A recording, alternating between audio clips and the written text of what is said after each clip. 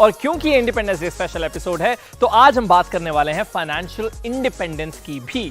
और एक फाइनेंस जगत में कॉन्सेप्ट है फायर का, उस पर आज हम चर्चा करेंगे और क्रिप्टो जगत में किस तरीके से उसका इस्तेमाल कर सकते हैं उसकी भी बात जरूर करेंगे। लेकिन शो की शुरुआत कर लेते हैं इस हफ्ते की बड़ी खबरों के साथ। यूएन यानी संयुक्त राष्ट्र ने कहा है कि क्रिप्टो करेंसी का इस्तेमाल कोविड-19 महामारी के दौरान बढ़ा है और डिजिटल करेंसी की मिल्कियत के मामले में भारत 7वें नंबर पर पहुंचा है। 2021 में भारतीय आबादी के 7.3% लोगों के पास डिजिटल करेंसी थी। संयुक्त राष्ट्र की व्यापार और विकास संस्था जिसका नाम है UNCTAD ने यह सूची जारी की है जिसमें यूक्रेन सबसे ऊपर है, वहां की 12.7% आबादी के पास डिजिटल करेंसी है। वहीं दूसरे नंबर पर रूस है जिसकी 11.9% आबादी डिजिटल करेंसी रखती है। अगली खबर पर बढ़ते हैं। रॉयटर्स ने ईरान की अर्ध सरकारी समाचार एजेंसी तस्नीम के हवाले से कहा है कि ईरान ने इस हफ्ते पहली बार एक आयात सौदे का भुगतान क्रिप्टो करेंसी के जरिए किया है, यानी उन्होंने इंपोर्ट के लिए क्रिप्टो करेंसी का इस्तेमाल किया। इस फैसले से ईरान में अमेरिका ने जो पाबंदियां लगाई हैं उनसे वो बच सकता है। ये सौदा 1 करोड़ अमेरिकी डॉलर का था। अगली स्टोरी पर बढ़ते हैं। Oxford city football national league football का पहला ऐसा क्लब होगा जो मैच का भुगतान बिटकॉइन में करेगा।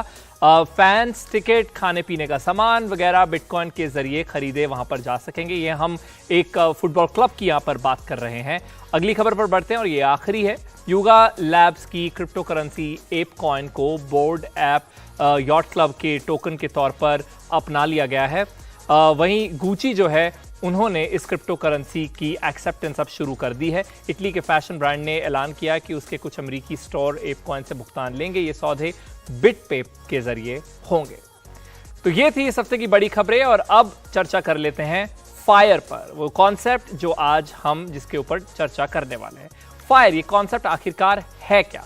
तो फायर की फुल फॉर्म है फाइनेंशियल इंडिपेंडेंस रिटायर अर्ली, यानी आप फाइनेंशियली इंडिपेंडेंट होके अर्ली या जल्दी रिटायरमेंट ले पाएं, उसी का नाम है फायर, यानी वित्तीय स्वतंत्रता और जल्दी रिटायरमेंट ले लेना।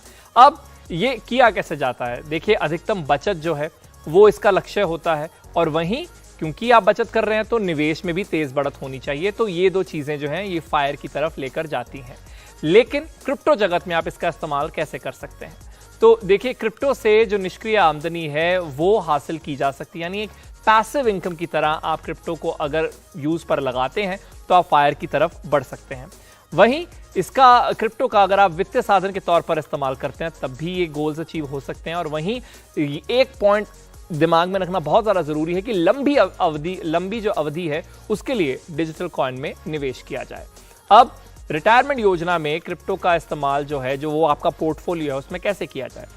तो देखिए, पोर्टफोलियो में विविधता आपको लानी होगी, यानी एक डाइवर्सिफाइड पोर्टफोलियो आपको रखना होगा, क्योंकि खासतौर पर हमारे देश में जो अभी रेगुलेशन है वो आया नहीं है, तो नियामन अभी स्पष्ट है नहीं। तो ऐसे में ऐसा नहीं कि पूरी की पूरी जो आपकी सेविंग है या जो आपके पास फंड्स हैं उसे क्रिप्टो की तरफ लगा दिया जाए और आप सोचें मेरे रिटायरमेंट का प्लान जो है वो बिल्कुल सॉर्टेड है। उसके अलावा इस जगत में आपको एक बात का और ध्यान रखना जरूरी है कि हैकिंग, मैलवेयर और फिशिंग हमले भी होते हैं, तो उसे भी आपको फैक्टर इन करना है, उनसे भी आपको सावधान रहना है। वहीं अगर आप रिटायरमेंट पोर्टफोलियो बना रहे हैं फाइनेंशियल इंडिपेंडेंस के लिए, तो आपको अपनी उम्र, आमदनी और जो जोखिम की आपकी क्षमता है उसके हिसाब से आपको निवेश करना होगा। कुछ ऐसे टूल्स हैं जिससे आप फाइनेंशियल इंडिपेंडेंस पा सकते हैं क्रिप्टो जगत में। वो है माइनिंग, वो है स्टेकिंग, वो है खरीदना और उसे मॉनिटर करते रहना।